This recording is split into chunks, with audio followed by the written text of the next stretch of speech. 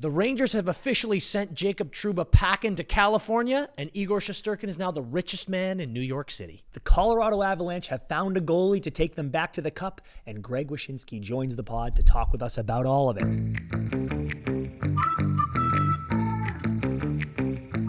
Ice is ready, and we are back with another episode of the Empty Netters podcast, brought to you by BetMGM. CP, how you doing? I can't talk. You sound a little hoarse. I'm a horse. It's a horse of a different color. What do you think happened? I feel like I was with you all weekend. You know what happened, Dan? Bars are too loud. Dude. Don't even get me started. How well received has that been? I know, and I do think... Can I shout out a youngin'? Yeah. I want to shout out a youngin'. There were some comments on that post where people were like, old guy take, but I respect it. And I was like, yeah, I mean, I'm old. I am old. I want to shout out a youngin'. Brant Clark of the LA Kings. I was talking to him, and he was like, dude, agree. We were at a restaurant a couple weeks ago, and he was like, we were in this place, I couldn't even fucking hear you. And the fact that I've got a young NHL star on my side. He's only 21. He's so young. And he's like, it's too loud. Yep. Then I don't even know if we're going to call this an old guy take anymore. Yeah, we're not going to. So huge shout out to, and thank you to Clarky. Yep. That's big for me. But yeah, this is funny coming from a fucking podcaster, but I feel like it's holiday season. Everybody's, there's a million events with the crunch between Thanksgiving and Christmas this year. There's a million events. And literally, dude, all weekend, and I know you for the most part too, you did 90% of what I did. I've just been running from thing to thing to thing to thing, which made very little sleep, a lot of drinking, and a lot of talking. Like I just had to, gas, boom. Fucking sick, dude. But I just had to talk. I was just talking for 72 straight hours. You went to several things that I wasn't at that were, or not several, but a couple things that were heavy in the, you've got to perform. Yes. Look at me, look at me, look at the baby, look at the baby. Look at the baby, look at the baby. Like I'm on display. Meeting significant others, families, co-workers, like people that you got to be like, oh, hey, I'm Chris. Let me put on my little cap and do a dog and pony show for you. Like you were doing the foot tap was really nice. I appreciate that. I appreciate that addition by you. But yeah, you were doing a lot of that, a lot of performing, a lot of dancing. And I'm paying the ultimate price. Now I got to come do my job. I can't even talk. Yeah. So I want to get into a couple things, and just for the listeners here, I feel like some of our ranting and raving the last couple episodes have been very well received. So we're starting a new segment called Not Ice. Yeah, we always get into some hot ice later, but we're going to give you not ice, then hot ice, where we talk about all things not hockey. Yeah. Here's the thing: we were on the topic. Yep. This is life in the holiday season, brother. Yeah. A lot of parties. Yep. A lot of nonsense. I am here to say, I think I've said this before to friends. Definitely have said it to coworkers. Mm-hmm. Yeah, quite passionately. We are big Christmas fans. Yeah. The two of us. People know that about us. Would you say that you like, would you say the Bees are the professional sports team you like the most? Or Chelsea? Probably. Because of this job, and now our personal investment in individuals in the NHL, I would say my deep-seated Bruins passion has not diminished, but has been overshadowed by my passion for friendship. Yeah. So I would maybe say that Chelsea is the team that I am crazed about the most. Yep. But I'd say Chelsea probably. So, but the Bees, still the same. Would you say you're a bigger fan of the Bees or Christmas? It's not even close. It's not close. And that's no disrespect to the Bees. It's just like, listen, Christmas season. Not even close. I'm very well documented for, I start watching Christmas movies on November 1st, and that's no disrespect to Thanksgiving. I start listening to music, and the tree goes up early. People who tuned into Hockey Talk last night saw the tree behind me. So this is going to be a bit of a bah humbug take for me. I actually don't think it is. White elephant, Yankee swap, whatever you want to call it, is a bad game. It's a bad activity. We need to get rid of it. That, I'll take it a step further, absolutely and totally and completely spits in the face of the spirit of Christmas. So you're on my side. Oh, dude. And no one likes a Secret Santa more than me. A Secret Santa is a tremendous tradition and experience where you pull a name and you have a person that you are getting a gift for, and it's cool, and they get to be surprised because they don't know who got it for them, and it's so much fun. And you can source, if you don't know them that well, you can source friends and whatever. And and there's still the cap, the present cap, whatever. Chris, wonderful. You get the special feeling of, you get that name, that wonderful moment where you go, I wonder who I drew. Yeah. And then you see that name, and then you get that wonderful experience of going, okay, I gotta think about who they are as a person, their interests, the things that they're looking forward to. Maybe they need something. You get to personalize a gift, which is, I think, the best part about Christmas, is thinking about the gifts that you're going to get for the people in your life, and that look on their face when they open a gift that they could really use. Their faces. It was the look on their faces. It was the look on their faces. You know what that's from? Yes, it's from The Prestige. Dude. I was at Sandra's company holiday party, and they had I get there for the party. Yeah. But they had done their Secret Santa, Dude. and people were you drinking again? Yeah, big weekend. People were ranting and raving about, like, look at what I got because they know I'm a skier, so I got this sick thing. Oh, look at what I got because they know I like this. So there we go. White Elephant, dude. Yankee Swap. I don't know where we were. Yankee Swap people. Yeah, I think we never played it, but that's what we called it. Maybe an East Coast thing. Yeah, so I don't know. Comments can say where White Elephant ends and Yankee Swap begins, but it just blows. It blows. Like, everybody, there's a couple cool gifts.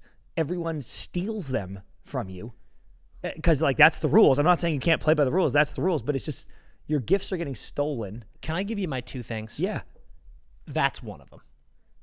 Like you said, I don't think it's in the spirit of Christmas. it's not. And inevitably, Who famously steals gifts at Christmas time? Krampus, And the Hamburglar.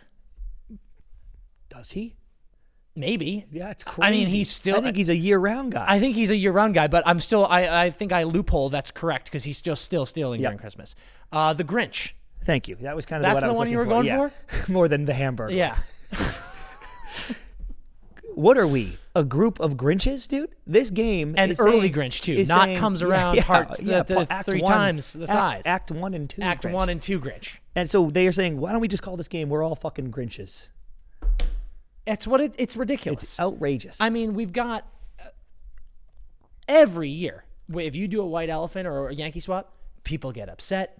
There's fighting, there's bickering because you've stolen this present, and then there's the rules. Oh, you can't steal double in a row, and blah blah blah blah blah. Why are we stealing anything? Stop stealing. It's the Christmas season. Why are we stealing anything? Giving.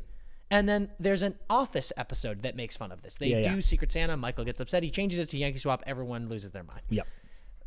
So that, I think, is reason alone to have the stance of, let's stop playing Yankee Swap and White Elephant. Yep. Sucks. My reason, too, I would venture to guess that upwards of 75% of the time, when you do White Elephant Yankee Swap, those gifts get thrown away. Because you're going like this. We have a $50 cap. Yeah. I don't know who this gift is for. I'm going to get something generic. Yep. It always gets pushed to the last second because since it's not a personalized gift, no one gives a shit. And then they buy something the day before or the day of. Yeah. Guilty. Yeah. Yeah. And it doesn't mean anything.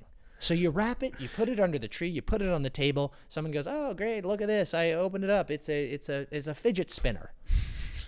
And they get swapped around and blah, blah, blah. Like I said, 75% of the time, maybe there's a few nice gifts in there and someone's like, "Oh, I could actually use that." But 75% of the time, those gifts get brought home. They get left in the closet on the side table and they end up on collects Mount dust, Crumpet. and they probably get regifted the next year at a shitty White Elephant party.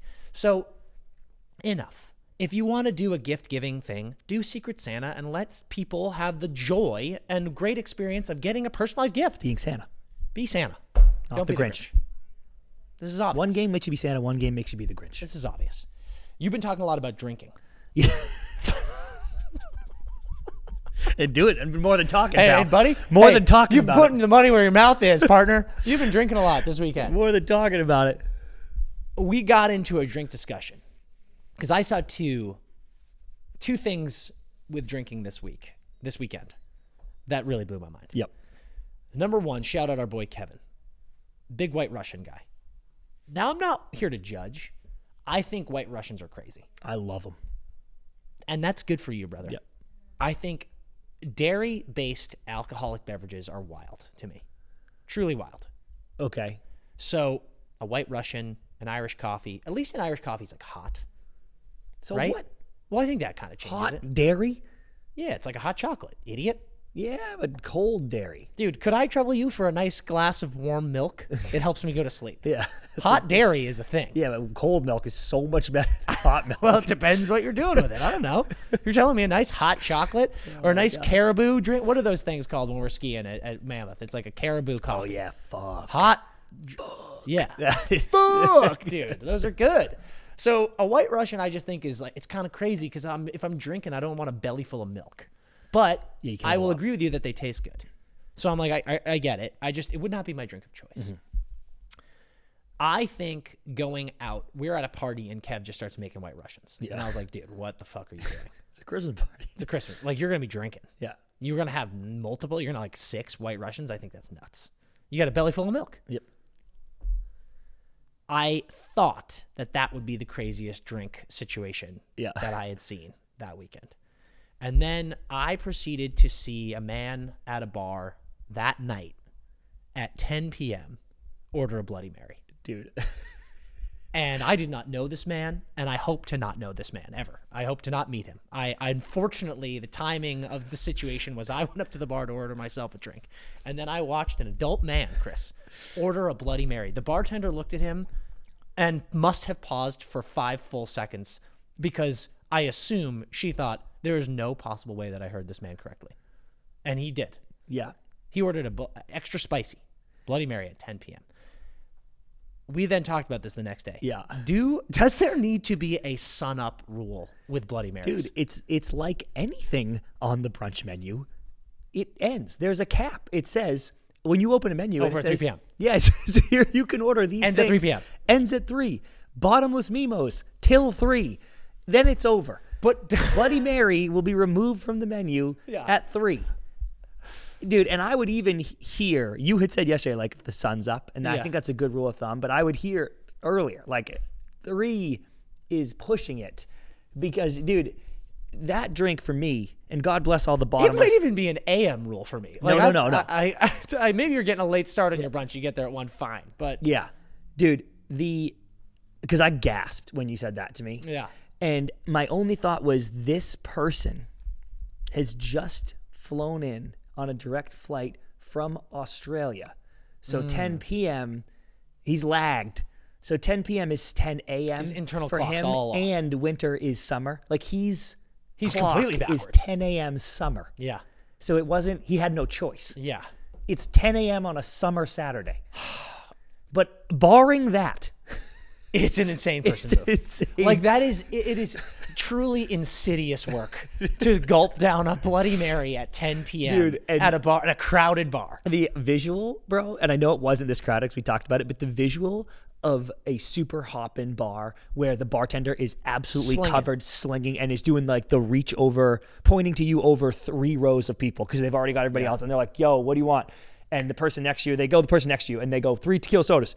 And don't even say a tequila because the bartender's like, don't fucking care. Boom. And then they point at you too because they're hoping that you have a similar order or something else because they can carry 5. Yeah. And you go like this, Bloody Mary, extra spicy. Dude, that bartender. Dude. She's got to go down to the cooler and find the Bloody Mary mix. She probably has to make new Bloody Mary mix. Like, they usually come with like an olive, celery maybe. Shrimp cocktail. Like, this is a nightmare. Dude. Nasty work, dude. I couldn't believe it. I went back down and sat down at our table and I just stared at the man because I was like, this must be a bit, right? And then I watched him drink the whole thing. I got another one probably. I can't live in a world where that is the case. Oh, dude. But build your own, pal. Because it's weird. Go home, build your own. If he had gone up and ordered a mimosa, I would have also been a bit taken aback. But I'm like, weird move. But maybe the guy's drinking champagne. He doesn't want. Yeah. He's getting a little orange. Whatever. A Bloody Mary at night bloody is fucking wild. Absolutely wild. All right, let's get Greg Wyshynski here on the pod, and let's get into some hockey talk. We are about to dive into some hot ice, and it's very special because we are joined once again by our good buddy, Greg Wyshynski. How are you, buddy?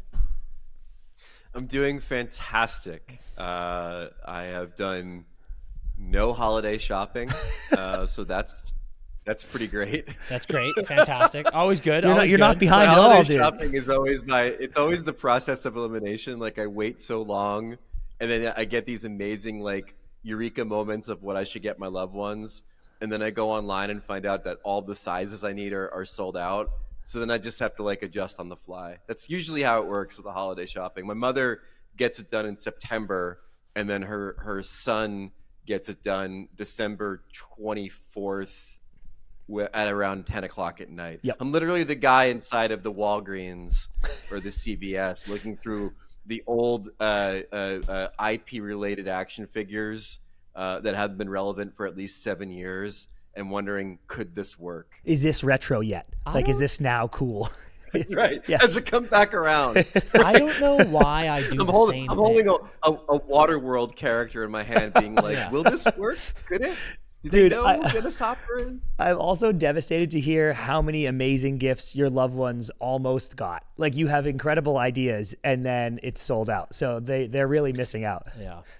Well, they aren't, because as they say, it's the thought that counts. So of course I explained to them in lieu of this shitty gift, like how many cool things I was planning on getting. Yeah. Dude, you know what I've been doing a lot lately, Wish, is we'll fly home to Maine and, we'll do Christmas there with our parents. And when I get him something and I know, especially if I'm ordering it, I'm like, I'm not going to ship this to Maine so Chris can order a gift and then fly it back to California. So I'll just send it to the place in California, and on Christmas Day, I'll like print out a picture of it and tape it to like a hockey puck and have him unwrap a hockey puck. And I'm like, I promise you it looks sick in real. It takes away so much of the joy on Christmas Day, but I think it comes back around later when you It's like get a second back. gift. I get it twice. Yeah. Like you get back to California and you're like, oh yeah, sick. I get to see this gift. So it's tougher on the day. Surprisingly, exactly how I asked my wife to marry me. Gave her a hockey puck. Hey, well, the good news is we know that it works. So if I ever need to do that, we're fine. We're so fine. That's fantastic. So, all right, we've got a lot of shit to get into, and I think the first one we have to do is the news that just broke. Colorado's got a new goalie. Mackenzie Blackwood traded to the Avs for Alexander Georgiev. Yep. And let's see. I wrote down what else. 2027 5th-round pick. And Giovanni Smith going the other way for as well. Kovalenko, 2026 second-round pick, 2025 5th-round pick. Wish, what do you think? Yeah. Yeah, you're familiar with Blackwood. I mean, a Devils legend now going to be playing with Nate Dogg in Colorado. Do you think that this moves the needle for the Avs? It's funny you should say moves the needle considering his vaccination stance, but the interesting thing about this for me is like, not only is it Colorado again basically remaking their entire goaltending battery in season. I can't remember another team that did that. Great point. Great point. That's Yeah, actually yeah. wild. Yeah, it's really wild. I give San Jose a lot of credit here. I mean, the cost of acquisition for Blackwood, if memory serves, was like a 6th rounder, I think, for the Devils. And so now they've turned that around to him being the centerpiece in this deal with Colorado. One, it's great. They get an on-rostered rookie coming back the other way. They get a second-round pick, which is great, coming back the other way. And in Georgiev, they get a goaltender who is demonstrably extremely worse than Blackwood, because the Sharks have been kind of pesky good so far this year. Yeah. Maybe a little too good for my liking. Like, this is still a rebuild, boys. You still have a lot of holes in the roster to fill. Fill them with high draft pick players. Don't get good quite yet. And now they've traded a guy who I think was in the top 10 in goals saved above expected for basically a slice of Swiss. Yeah. And that's great. Like, that's what they should be doing at this point. Yeah. And like you said, for Colorado, I listen, I think Mac Blackwood has been sneakily one of the better goalies in the league. Is he like Stanley Cup contender good? I don't know, but neither was Darcy Kemper necessarily in the year that they won. They just needed someone to be competent and not lose them a series. And I think if that's the bar for Blackwood, he could be that. I completely agree. I also think there's something interesting to be said about the amount of Sharks fans that were in our DMs right after this being like, what the fuck? Like, we were making a playoff push. And I'm like, no, all right, calm down, guys. Like, to your point, Wish, I'm like, you don't want to make the playoffs. Yeah. Like, the Sharks making the playoffs would be a disaster for them. It's like, there's no point in this. Calm down. But I also wonder if there is a weird situation that we might see here of Georgiev going to San Jose without someone like Nate Dogg being a dictator, and I don't mean that in a bad way, but you know what I mean. He's an intense leader on the team. Georgiev might get to San Jose. Everything's very chill there. He's got his nice Russian goalie tandem partner in Askarov, and there he might be the Georgiev that Colorado thought they were getting when they signed him. Like I'm saying he might be playing better. Like he might just show up to San Jose and everything's very chill there, and he's like, all right, cool, and then starts balling. Because that was my question. Wish he went that first year in Colorado, 62 starts and 40 wins, led the league, 918 save percentage, 253 goals against. He was 26 years old. Yeah, that was his best year of his career. And then this year, as you said, 874 save percentage, 338 goals against. Looks like a completely different person. Is he either? Probably not. I'm guessing he's somewhere in the middle, but could he bounce back in San Jose to change the scenery, or who knows? I mean, he could. It's funny, the Shark fans in your DMs made me think about Calgary and how I've been screaming from the rooftops all year that, like, you don't want to be Calgary. Like, yes, you don't want to mistake a rebuild for a retool and be just good enough to get a sniff of the bubble, and at the end of the day, all you're doing is screwing your own draft position, which is exactly what they're doing.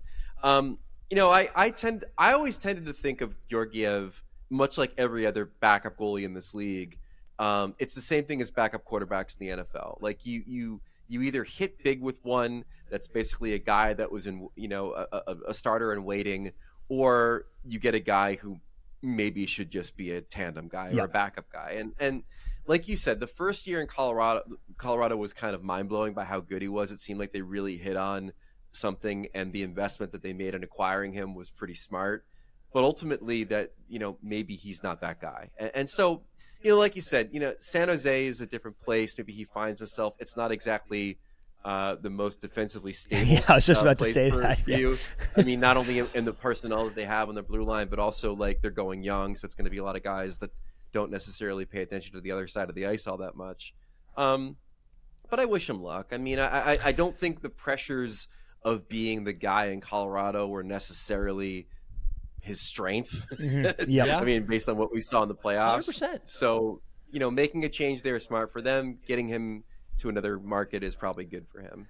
And then on the other side, I look at Mac, that second year in Jersey, right? He had a really good season, 47 games, 915 save percentage, 277, 3 shutouts.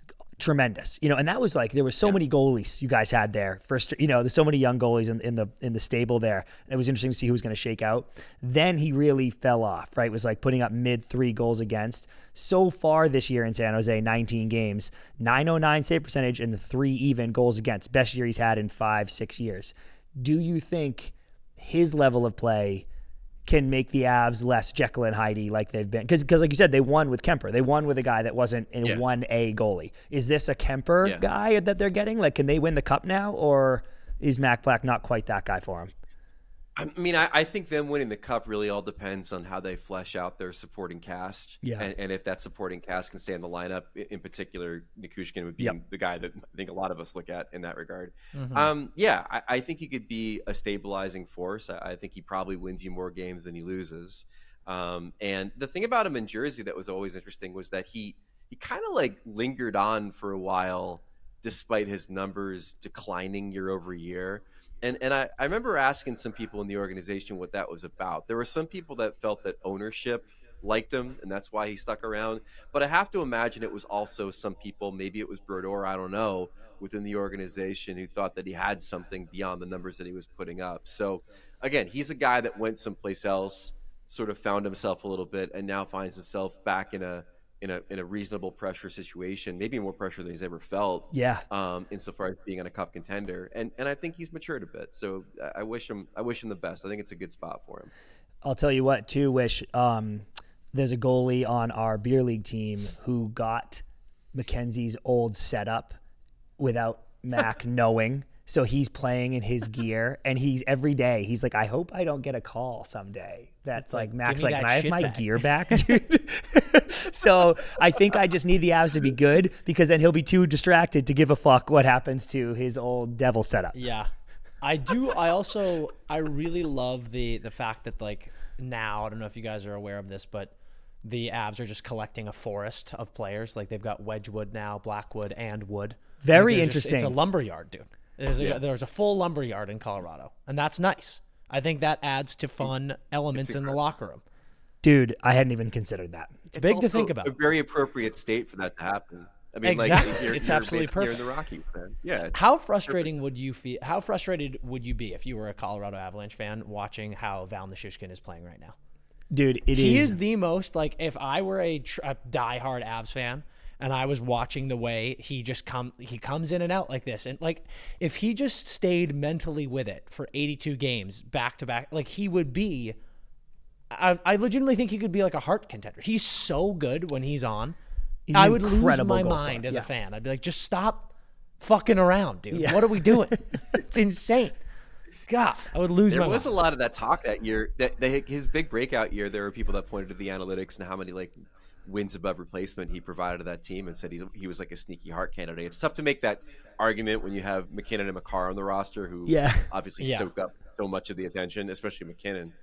When it comes to the MVP. But yeah, there are definitely people that put him on that pedestal of being like he's kind of sneakily the most valuable guy in the lineup when he's on. He's also massive. Like he's just a huge person. Him and Moose. I was about to say, and like if you add Nate in there too, it's like those are three of the most deceivingly brick shithouse guys in the NHL, and they play on the same team. And when they're all cooking, that's why they won a cup. But it's it goes into the the first guy that ever like earned that description from me, just like brick shit house, when I saw him up close. We were doing the Players Media Tour in Toronto one year, and it was when Tarasenko was still in St. Louis, and his like star was ascending, so he was like doing the rounds of the Player Media Tour. First time I ever saw that guy in person, man. Like, it's a miracle he could fit through the doorway with how wide his shoulders were. Like, oh yeah, I mean, nickname of Tank, obviously for his last name, but also for description, because that motherfucker, like, I could not believe how thick that guy was the first time I met him. I had the same reaction because I had never met him in person until this past year, and I completely agree. And he looks small on TV, in my opinion. Like when I was watching him play, I was like, oh, that's like a shifty little water bug guy. And he's like, no, I'm a machine. He's also like, he's bursting out of his suit pants every time I see him at some events. Like his legs are so big. It's amazing. It's like you think he's a shifty forward because of the way he plays, and then he winds up being like the Kool-Aid man. Okay, let's stick on goalies and talk about obviously the huge news of last week. We'll get into what instigated this news after, but Igor Shesterkin signs the biggest goalie contract in NHL history, 8-year, $92 million deal, 11.5 AAV. Here's my question for the both of you. When this is exactly the deal that he turned down months ago. Yeah, right? That's correct, right? I kind of lost the thread on that. Turned down 11.5, and now here we are months later, he signs the deal. Question for both of you is, I was banging the drum hard when he turned down that deal. Rangers fans who were calling him selfish, calling him a piece of shit, being like, how could you possibly turn that down, blah, blah, blah. I was going, he's earned it. He deserves it. He is carrying this team night in and night out. And I stand by that. That said, I do wonder, after we saw what happened in Montreal with Carey Price signing his massive 10.5 AAV deal and what that led to, regardless of cap going up, Igor Shesterkin, at 28 years old, signing an 8-year, $11.5 million deal as a goalie. I think there's a situation where I believe it is something that he deserves, but also maybe an overpay. Yeah, you go first, Wish. I don't think it's an overpay with the cap going up.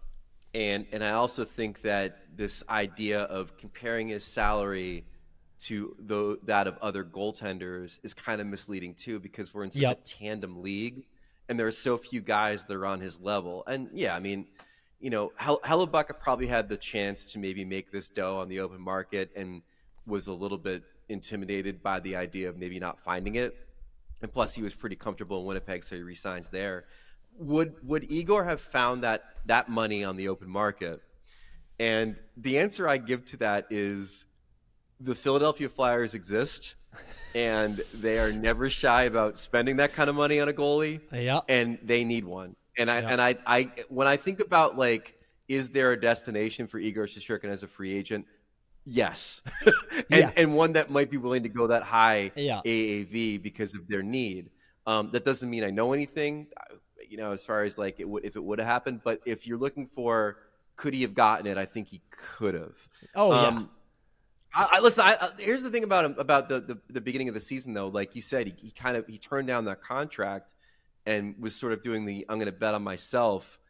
I wonder if he is looking around at this Rangers team that can't defend 5-on-5. Yeah. And he's like, I'm probably not doing better than this. like my numbers at the end of the season may not be Vezina worthy based on what's happening in front of me. So I might as well take the money and run right now. Yeah. It honestly looks like it. I'm not saying like he's tired, but we saw in the beginning of the season through the first 10, 15 games, they were winning some games. I always point to that 2-1 win over Ottawa. Yeah. When Ottawa had 44 shots in that game. He was just stealing them games and making their record look much better than the team actually was. And it feels like already now through 30 or so games, coming up on 30 games, it's like he looks like he's like, oh, I can't keep doing this all season long. So I agree. I think there is a world where he's like, I think if anything, it'll get worse than it is right now. So let's just fucking take that contract and get out of here. And I love that take for him, right? Like in his headspace. But there's two things I wanted to point out because I'm kind of on the other side of this argument, to be honest with you guys, where if I'm Shesterkin, I guess if I'm the Rangers, because I really was looking forward to asking you, Wish, if you thought there was an offer out there. And because maybe you had an insider info. And I know you're saying you don't know anything for sure, but it felt like the Flyers exist because they sure do. I will jump in and say, I believe firmly if he hit this summer and hit UFA, Vegas was giving him 12 no matter what. They were gonna trade. Somebody would have have trade. him. I think they would have been in that sweepstakes for sure. Okay, so I guess here's Listen, even if I knew something about this, I couldn't share it with you because I don't want to be accused of soft tampering. Yeah. Something we've discovered. Like we can't happens in the NHL now. I mean, the city of Ottawa will come for us immediately if we do that. Yeah. And dude, I don't want to piss off some owner. Yeah, exactly. What's the fear of God in you? Uncomfortable conversations with his players. No, I think the money could have been out there for him, to be honest with you, and it could have been out there also maybe at a different term as well. Yeah. Interesting. It's tough to say. I will say this though about this, and I am team pay the guy, right? But always. So are we. Yeah, some of the pushback. Yeah, but you're not like giving that much money necessarily, is what you just said, and that's fine. I completely agree. Yeah, that's fine. What I find interesting though is like there's this notion out there of you don't have to have a goalie that makes that much if you want to win, because there's been so many teams that have been able to do it, succeed, let's say, with a goalie tandem or a goalie that doesn't make that much money, kind of Chris Osgooding it a little bit more than teams that have these elite guys. To which I say, let's see, Kemper was an exception. Bennington was a freak. But other than that, Bobrovsky, Vasilevsky, Holtby, if you want to put him in that category, which is fair. Elite, right? Goaltenders. Aiden Hill, of course, being the other exception because of the team that played in front of him. But most of the time, you need the guy. Like you need that elite goaltender to come through, and those guys get paid. If Dallas somehow wins this year, Ottinger's name goes on the list too. I think that if you want to win, you need that goalie, and I think if you don't have that goalie, you sometimes spend a lot of time trying to find a reasonable facsimile of that goalie. Yeah. So I think once you land on someone like Shesterkin and you're the Rangers, you keep them in the fold, or else you're just creating another problem for yourself that you don't need. 100% agree. So what I was alluding to earlier when I said it might be an overpay, I caveat that with I would have paid him exactly this if I'm Drury. I give him this, and that's why I'm like it's a good move. It's a good signing because I don't think that we're going to see some implosion from Igor Shesterkin. Yeah. He's not going to be like, I got the bag and I fucking suck now. I just do not think that there's any planet where that happens. Obviously, there could be a tragedy like with Montreal and Carey Price and a brutal injury happens, but Can't play that game. You can never play that game and you can never get on a GM. How could you ever predict that? My point is, you are right, Wish, at least I think. I don't think there's anyone else on his level. I think he is the best goalie in the league right now. But I don't think it is obvious. I think I'm like, yeah, I would give it to him personally. I think regardless of the cap going up, you are forced to ask the question, Is he $2 million better than Vasi? Is he $3+ million better than Swayman, than Ottinger, than Hellebuck? Because the answer to that question is I don't know. So when I am looking at it as just an objective observer, that is a lot of money to be paying your goalie when you're trying to build. Because, like, dude, the Rangers' window is closing, shut. You know, like, I think we're in the middle of a retool. Like, it's not a rebuild, but I think a retool is happening. It's a lot of money. That's such an interesting question, though, because I mean, that's clearly. I know we're going to probably talk about the Trouba thing in a second, but like, that's a debate that a lot of us have been having here in New York over the last week or so. Is what is this team? Where is it going? If they end up trading Kreider, what does it mean? And now that you have Igor locked in, you do kind of have like a little holy trinity of players that you can now say is a pillar for whatever you're going to build around them, which is Lafreniere, Fox, and Shesterkin. And that's a pretty good starting point for any team, to kind of like say, okay, this is what we're rolling with, and then we'll kind of figure out the details around them. Keeping in mind that, Panarin still has a lot of good years left in him. How much? What's his contract? How much does he have left? I believe 2, maybe. Okay, yeah. So he's there for a bit. Yeah. Yes. I think it's 2. It might be for a bit. So it is. I agree with you. I think a retool probably is coming, but it's gonna. I mean, it's a proper retool. It's not a bullshit retool like Calgary. Like it's we have a lot on this roster right now, and oh, by the way, we're gonna open up a ton of salary space with some of the older guys that are aging off our roster to kind of morph and change into whatever is going to be next. And to have Shesterkin be the foundation on which you build that, I think is vital. Much in the same way with Winnipeg, like having Hellebuck as the foundation on which you build whatever you're building, post all these guys, Dubois, Wheeler, all the older guys that left the roster, like they were able to really transition and come back strong, knowing that was going to be there too. Yeah, I guess just and even though I will firmly say any player in the NHL that can get whatever money they can get, I want them to have. I do feel that way, but dude, I'm surprised because you think he's the best. I don't, but he's obviously in the conversation. I'm not an idiot. But I think he's so overhyped I think Rangers fans are consistently like he's the best goalie in the league for sure. Yeah, it's ridiculous of me to say I think he's probably the best in the league, but then also overhyped. But he is overhyped by because he has won Vezina, never been a Vezina finalist since. He's gotten worse every year in save percentage and goals against, including this year. And I just don't understand. Like, you have the right to go, give me $12 million a year. But I just can't even believe that was entertained. If I'm the Rangers, I would have been like, well, dude, everyone else gets 8.5. Like, what are you talking about? And if he had got 10, I would have been like, okay, you because they don't have a backup plan, and that's right. But the fact that this is an 11+, I'm like, but I think it's the team in front of him. I think it's the defense in front of him that is why his numbers have gone down every year. But that goes into my point. If I'm Drury, I would be like, dude, take 10.5 and I'll get you a better defense. And that didn't happen. That is my point of it might be an overpay because I think regardless of cap going up, again, it makes it difficult. You have a difficult situation. Like we talked, Panarin has this year and next year left at 11.6.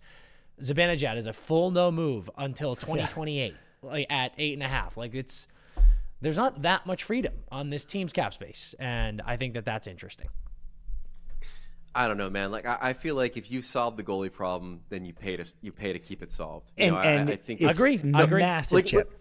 Look at the Oilers situation right now, where it's like, okay, you got the best 2.5 weeks of Stuart Skinner's goaltending life, and that got you to Game 7 of the final. Can you depend on that happening again? Can you depend on him being a good regular season goalie for God's sake? There's so many things out there that are built for success, and then you come back to the crease and you're like, well, if this, then and when you find that guy, you got to pay him. You don't I don't know. No, you're absolutely right. And especially when you're convinced that it's not them throwing money to a guy that might be it. Like Swayman, God bless him, I love the kid, but do we know what he is when he's not playing on a Patrice Bergeron team? Extremely fair take. Absolutely. Based on this season. Extremely fair take. Absolutely. I suppose, we're all in agreement. I just suppose my one thought is, and you kind of touched on this, absolutely pay the guy, and that's the number that he and his camp set to, but I'm just surprised it was that number. Like my whole point is like the Ottinger and Hellebuck and Swayman thing, I would say that the first two on that list, are you $3 million better than them? I just think I thought that was surprising. I thought 11.5 be the number was surprising. That's all I'm saying. Yep. Let's get into Trouba. Babes, we are in the heat of sports season right now. It's December. We just had all the conference championships in college football. We're getting ready for some playoff football coming around the corner in a couple months here in the NFL. What I'm trying to say is the rivalries are bubbling over. They're intense. They're feeling crazy. And there is no better beverage in the game than Fireball to make sure you feel the heat of all of those rivalries. Hockey season, as you know, is in the full swing of things. We're a third of the way through the season. We're starting to see shit get real intense. We're starting to see these teams go head to head. There's checks flying everywhere, fights. Every bit of passion is felt every single time you watch these games, and every single time you have some unbelievable Fireball cinnamon whiskey. Whether you're taking a shot with friends at the bar, whether you're making a nice cocktail, I say it every single time, and you better believe it, you better try it. Fireball and Diet Dr. Pepper is one of the great cocktails you can have while you're watching sports. So ignite that rivalry and get yourself fired up. When you're at the bar, when you're at home, when you're outside, doesn't matter. But when you're watching sports and you need a nice buzz going on, Fireball has you covered every single time, because this is the best cinnamon whiskey in the game, and it is the best drink that you can have when you're getting all cooked up and fired up watching sports. Grab yourself a drink today. Taking a quick break to talk to you guys about our amazing deal with BetMGM. You know we love BetMGM. I need you to show the love too. And there's a simple way to do that, and it's going to be to your benefit. That's my favorite part. So you got to download the BetMGM app and then use promo code NETTERS, NETTERS. And then you get to have the most fun betting you've had in a long time. Because here's the deal. You can place a bet from $5 up to $1,500, okay? And then you hope you win. I hope you win. I love when I win bets. And if you hit one, sweet, you get to keep that money. If you lose your bet, BetMGM takes that money and puts it back into your account in the form of bonus bets. So no harm, no foul, baby. Bet again, and then I bet you'll win that one because you're smart and I'm smart and we're all having a good time out here. So go to BetMGM, get the app right now, use that promo code NETTERS, and get in on some action with us. Gambling problem? Call 1-800-GAMBLER. Call 877-8-HOPE-NY or text HOPE-NY for New York. Call 1-800-327-5050 for Massachusetts. 21 plus only. Please gamble responsibly. Call 1-800-NEXT-STEP for Arizona. 1-800-BETS-OFF for Iowa. 1-800-981-0023 for Puerto Rico. First bet offer for new customers only. Subject to eligibility requirements. Bonus bets are non-withdrawable. In partnership with Kansas Crossing Casino and Hotel. See BetMGM.com for terms. U.S. promotional offers not available in New York, Nevada, Ontario, or Puerto Rico. I have never been happier in my entire life than the moment we teamed up with Bauer. Bauer hockey has always been the gold standard for me when I was growing up playing hockey, and now still being a beer leaguer. And I couldn't be more psyched to tell you guys about the Bauer Twitch, the best stick on the market right now, because it's completely changing the game. This thing is going to take your shot, your release, and your stick handling to the next level because of all of the unbelievable elements that this stick has to it. The Twitch taper technology, that stuff is firing up the fast loading and recoil when it comes to your shot and when you're getting your pucks on net every single time. The boron fiber material, it's so light, it feels like you got a feather in your hands, but it's also perfectly controlling the puck every single time. And the Textreme and rounded shaft for enhanced protection, so you're not dealing with a broken stick every other game. That is such a big problem in the game right now. And when you've got a stick of this quality that's built to last, and also this unbelievable quality, it's out of this world. And then that stiff blade core is going to give you more pop in your shot every single time. The Bauer Twitch is built with Twitch taper technology, and like we said, that's getting that release and that recoil like you've never felt in your life. I'm telling you, when you get the Bauer Twitch, you're going to realize it's the best stick on the market right now, because it's going to take your shot to that NHL level caliber. And that's what we need, folks, because we need to be getting pucks on net just like David Pastrnak, just snapping it top cheese every single time. And Bauer Twitch is going to take you to that level. So check out BauerHockey.com and make sure you get hooked up with all of your hockey needs. And when you need a new twig, that Twitch is going to be the best one that you will ever find. It's Chomps time, everybody. This is my favorite on-the-go snack running right now, and you need to get on board with this stuff, okay? They have zero sugar, all 100% grass-fed beef, up to 12 grams of protein in these snacks, all right? It's so convenient. We have them everywhere in the office. I have them everywhere in my house, and it is an absolute game changer. I swear to God, my flavor profile changes every week. These are the jalapeno ones. I've talked about the taco seasoning ones. The originals are insane. The barbecue is insane. I am literally eating these for lunch every day. I'm not kidding you. Like I come into the office and I'm like, oh, I forgot to cook. I forgot I want to go spend $1 billion on the restaurants nearby. I hammer chopsticks. Gets me through the day every day here. We're in studio. We're in the offices back there. We're jumping around all over the place. These guys are how we sustain ourselves. If you want to check out everything Chomps has to offer, go to chomps.com/emptynetters. You can check out all the flavors, all the other specs and stats and metrics they have about the product. But if you are looking, it's protein time, right? Everybody's on the protein kick. If you are looking for a high protein, really, really, really high quality product to fill that snack hole in your life, Chomps, baby. This is the thing for you. Go check it out. You obviously are in the thick of it over there, seeing how all this shit breaks down. And there's a great article. Everybody listening, Greg wrote a great article about this. Yes. So go to ESPN.com and read it right now. Yes, absolutely. So Trouba, after a full off season and now beginning of this season, tons of drama about his life and future on the New York Rangers. After turning down certain trade opportunities, he finally gets moved to Anaheim. And Wish, do you know, did he waive for Anaheim, or was that, do we not know? He did. Okay, so he waived that and said, I will go to Anaheim, which feels crazy because so many of the stories were like he needs to stay in and around New York, and then he goes to literally the furthest part. Well, he kind of mentioned that in his quotes, but yes, go on. he did. Well, part of it, as has been pointed out by a lot of people, like the staying around New York part was for the benefit of his wife. Who's, in the medical profession. The reason he asked for a trade out of Winnipeg was so he could, she can go to New York and do all that stuff there. And then, the owners of the Ducks are also in the medical field. Mm-hmm. And so there's a notion of Anaheim being a friendly landing space for him because, her career is going to be, able to advance and she can find a gig out there eventually if he hangs around in Anaheim. That's cool. I didn't know that. That's cool. Yeah, it's fantastic.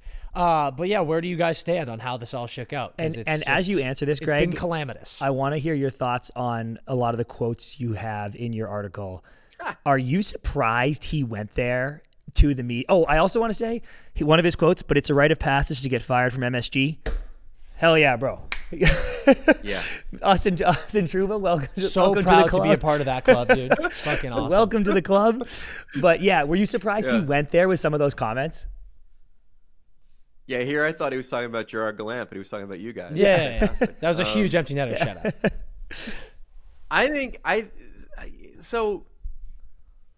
So he needed to go because he wasn't really playing all that well.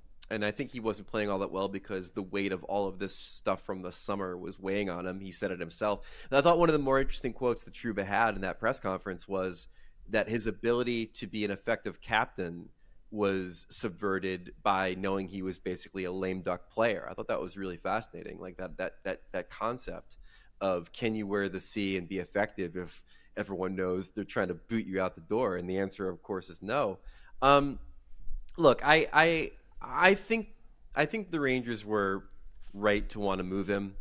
I think that they should have known that their inability to do so in the summer was going to adversely affect him, the team, everybody involved. But like I said in the piece I wrote, the MVP of this situation is Jeff Gorton.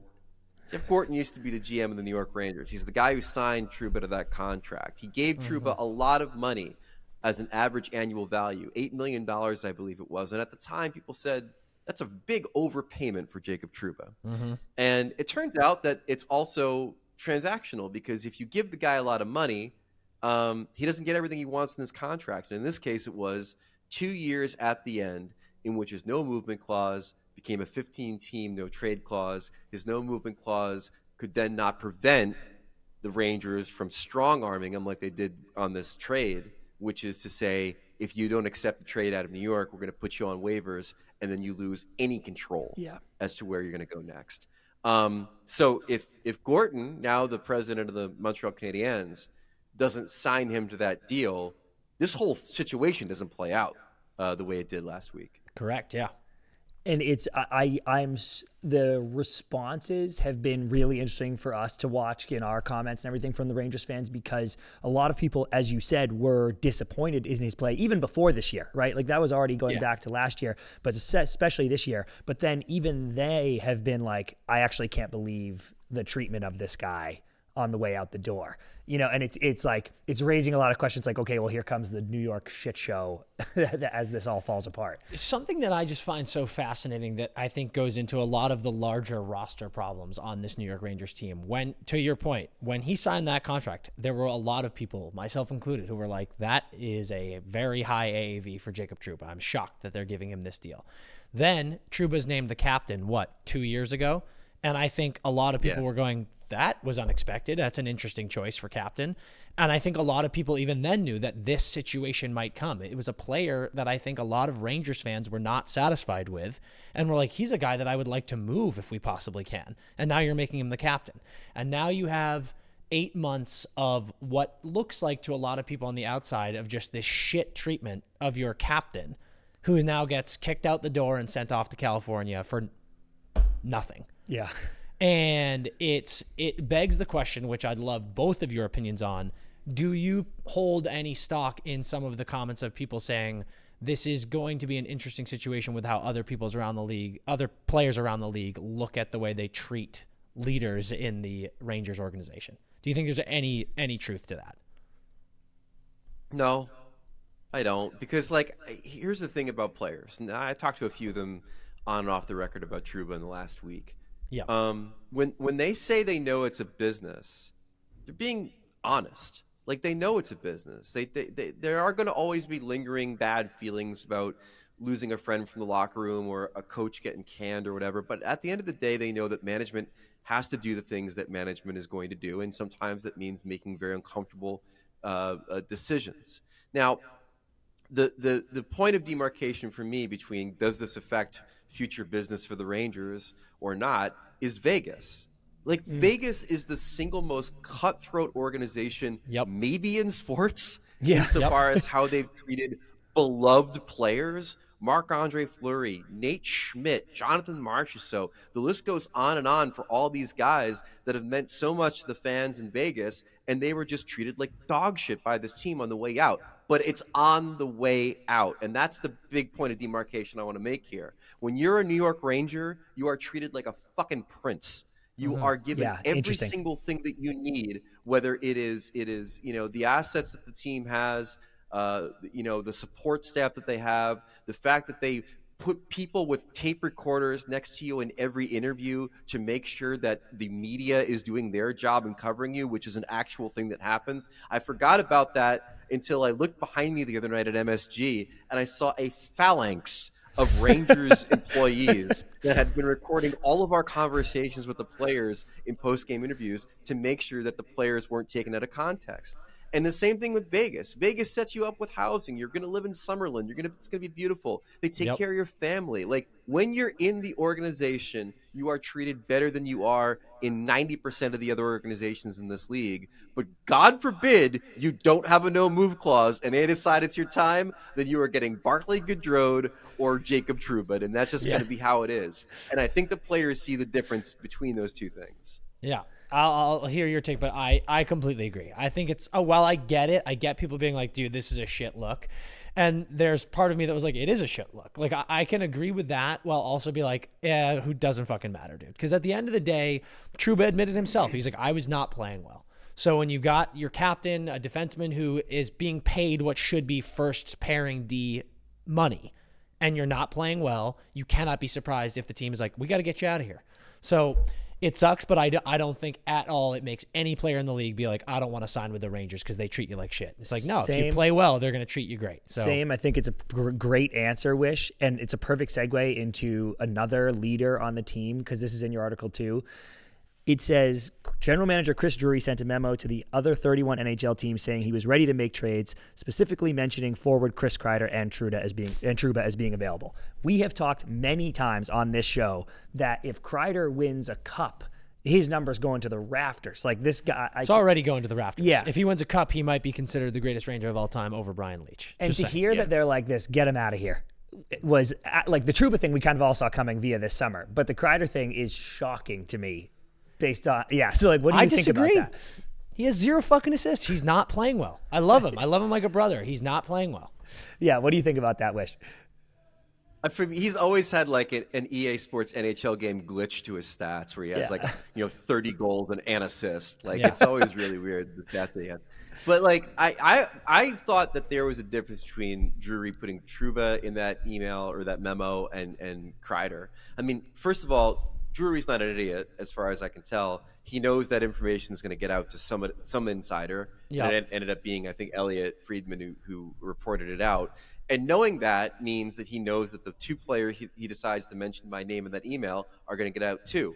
In Kreider's case, I really felt at the time it was less about Chris Kreider's in the trade block, what do you got for me, boys, than it was Chris Kreider's in the trade block. How do you feel about that, Mika Zibanejad, who's played like dog shit this year? How do you feel about that other veterans on this team who love Chris Kreider in that dressing room? How do you feel about knowing that this guy could be shipped out because your play necessitates it? I felt that was more of a psychological play than it was an actual trade thing. But again, as the Rangers continue to not exactly stack W's on W's at this point this season, who knows? Maybe he could be on the way out.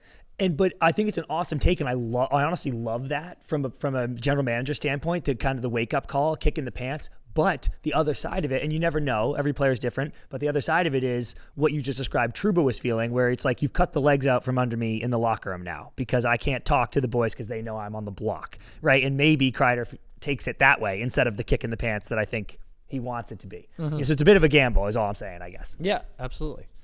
It's crazy. Absolutely. Yeah. Crazy and in situation. Trouba's case, it crushed him. I mean, like, there was no coming back from knowing how hard the team was working to move him, and then knowing he had to use his trade protection, and then on top, as he mentioned, knowing it was all out there. Like, that was the biggest thing for Trouba, I think. I was in the locker room beginning of training camp when he went off on Larry Brooks about reporting all this stuff about his wife and her residency and things like that. Like, I think Trouba is a guy who really, A, doesn't like his business being put out there, and B, really, really doesn't like the fact that his family had to be part of that business. Yeah. And so all of that weighed on him. Coming home and seeing your loved one and being like, dude, sorry, your name's in the fucking New York Post? Like, shit. That sucks. Tough. Yeah, the Post of all places, do we dude. Know, Come on. Do we know?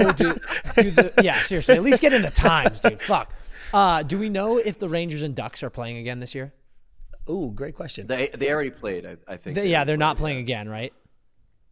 Yeah. Because there's part of I don't know. They might play out in Anaheim, but they're not. Like, we were talking about, like, what is the Jacob Trouba tribute video going to look like? And I don't think they come it's back all near decapitation. That's what. Well, here's all the guys you almost killed while you played for the Rangers. I don't even know if they could do it. Like, and there's other part of me that was going to be like, dude, it's funny. Wish we were over. We did some stuff with the Kings the other day as the trade happened.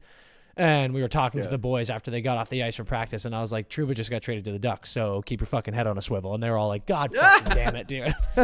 So now they got Gudas and Trouba. Unbelievable. Yeah, they play at Anaheim. They play at Anaheim? Yeah. Yeah. That'll be brilliant. I wonder if he tries to murder someone. The day of the trade, the day of the trade, the Rangers were playing the Penguins, and I said to somebody I was sitting in the press box with, I'm like, how much money would you give me if I go ask Sid about the Trouba trade? There is not enough money. Oh, Christ. Sid, another loss to the Penguins, but thoughts on Jacob Trouba getting traded? You wish him the best out in Anaheim, or? I wish you had done that so bad. I know. He would never speak to you. Yeah. All right, let's talk about another guy who just got kicked out of town. Luke Richardson, fired in Chicago. Quick trigger, Wish, or what do you think there? No, I don't think that was a quick trigger at all. I think that team is a disaster. And I think the only reason that guy wasn't out, like, being sent out on a rail by the hockey media writ large, is because he's a really nice guy with a really inspiring backstory. And I think there was a certain amount of protection for this guy. And also on top of that, maybe a little bit of, like, this is Kyle Davidson's making versus the coach's problem. But I'm telling you, man, when you have one job in theory in Chicago, and it is to do right by Connor Bedard. And I think Luke Richardson was working a second job in Chicago, which is trying to keep him employed, meaning Richardson. Yeah. And those two things were diametrically opposed, unfortunately, which is that by having Bedard play more of a defensive role, by putting him with line mates that were more defensively responsible than some of the better offensive players in the team that Bedard should be playing with to get him going, he's trying to then have this team play a style which could keep him in a job longer than, maybe keep him in a job through the rest of the season.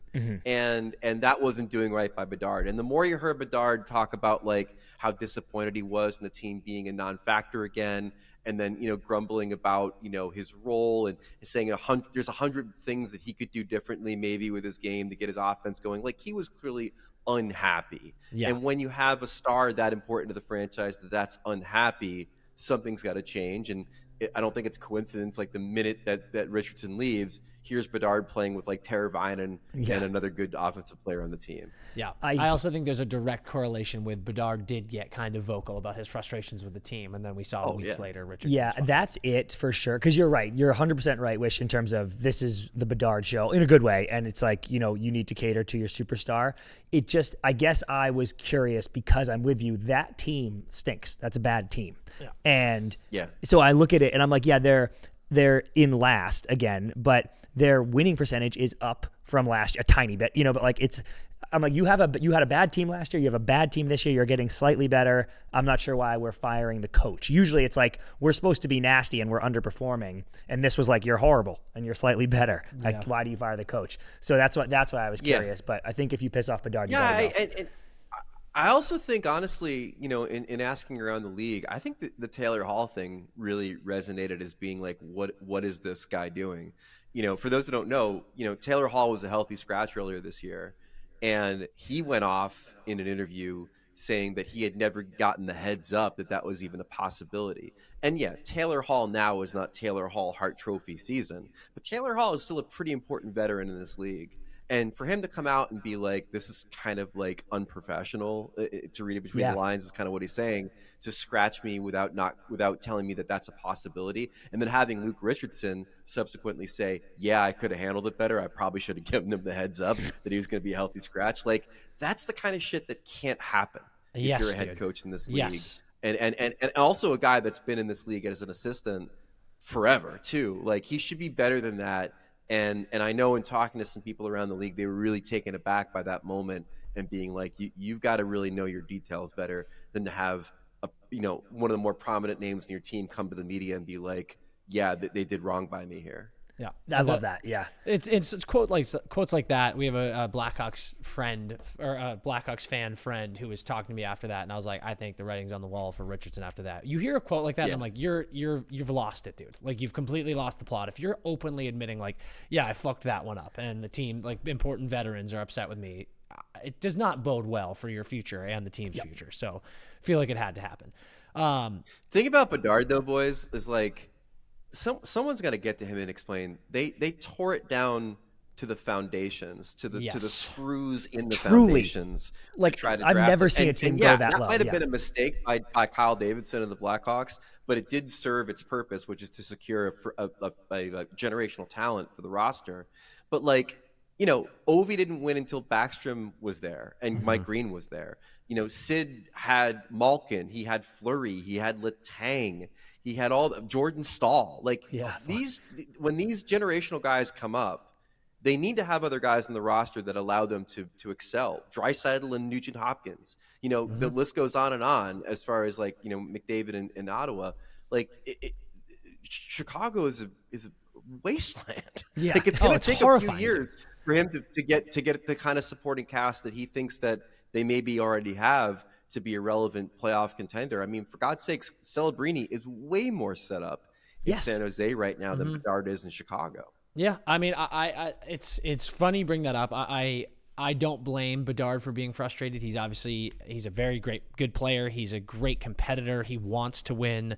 I understand him being frustrated, but this summer when you got guys like Taylor Hall, Nick Foligno, I know Foligno was already there, but like you get guys like Hall, Foligno, Bertuzzi, Teravainen, some of these vets that have joined the team, and people were like, whoa, like, look at this. I was kind of sitting there like, that's not going to do anything. Like, they're not going to be a literal AHL team like they were last year. Yeah. But I was like, this is not like, people were thinking like, oh, the Blackhawks are going to make some noise this year. And I was sitting there like, no, they're fucking not.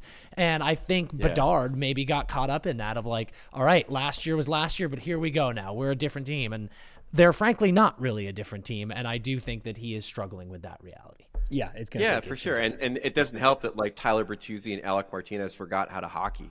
Yeah. After Oh, dude, I signing hate when that contracts in happens. Chicago. Man, it is like Bert feels like he got that deal and he was just like, all right, cool, I'm chilling. Because Yeah. like he doesn't know what hockey is anymore right now. It feels like it's absolutely crazy.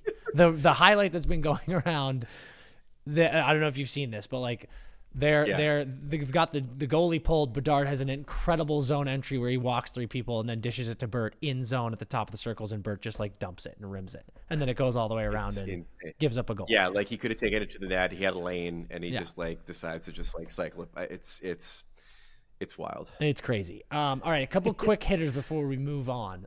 What do you think about another coaching change situation? How the Bruins look under Sacco? Do you think that they are back, or do you think that this is a flash in the pan with a new coach bump? No, they righted the ship a little bit. I mean, they're playing better. I haven't really checked the underlying numbers to see if anything has really dramatically shifted from going Montgomery to Sacco, but it's pretty clear they needed a different voice behind the bench, and maybe one that wasn't trying so hard to motivate them by doing things that weren't really sitting well in the locker room. Scratching guys, yelling at guys, yada, yada, yada. Plus, at last check, Swayman's numbers are trending in the right direction. Yeah, much better. Which to me was going to be inevitable. Guy misses camp, first month and a half of the season. He's playing horribly. Naturally, those numbers are going to go in the right direction, whether the coach gets fired or not. So, I mean, you look at the East right now and you see the separation between the playoff teams and the ones that are kind of bubbling under the surface. And you get a sense that the Bruins just had to kind of play the way they're playing right now to be a wild card. And then you go from there. Yeah. All I found, Wish, is... I was going to say, you do have some good numbers. Yeah, since the coaching... This is in the third period specifically, okay? Third period specifically. Since the coaching change...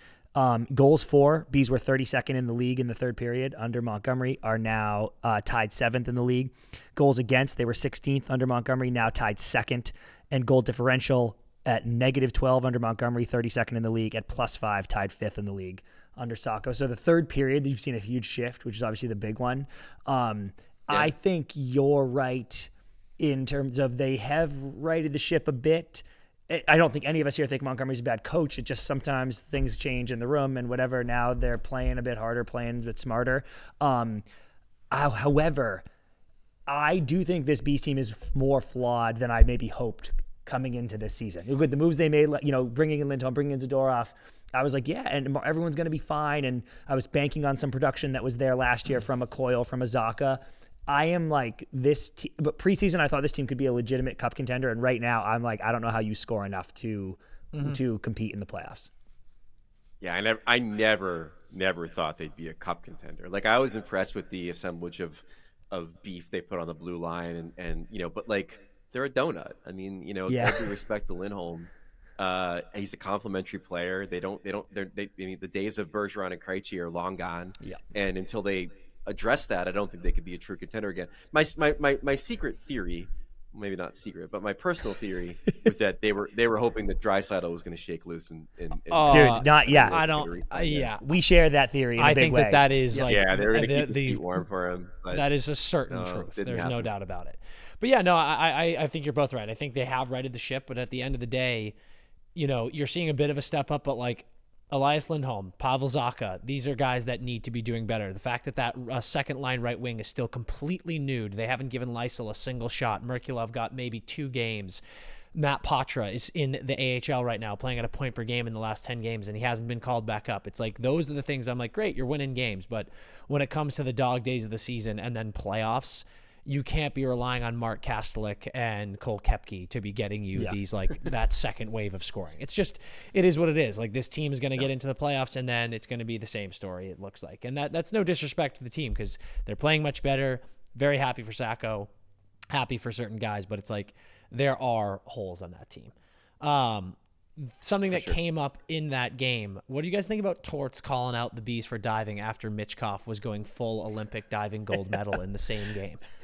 Do you think we have a diving problem in the league? No. Well, yeah, but not a I was going to say kind of. Guys dive. I mean, like that's... Yeah. I mean, but is it a problem though, or is it just a tactic that will always be in the game, no matter if they increase the fines to $100,000 for your first offense, maybe guys won't fall. But like, it's a tactic, and the guys that are good at it will continue to do it. And Torts always does. Torts is like a real like gaslighting type coach, wherein he knows his team does a lot of bullshit, but he's the first to try to call out that bullshit on other teams. And his team is always virtuous. His team never whines, but Crosby and Malkin, they're the whiners. When he was the Rangers coach, usual shit with him.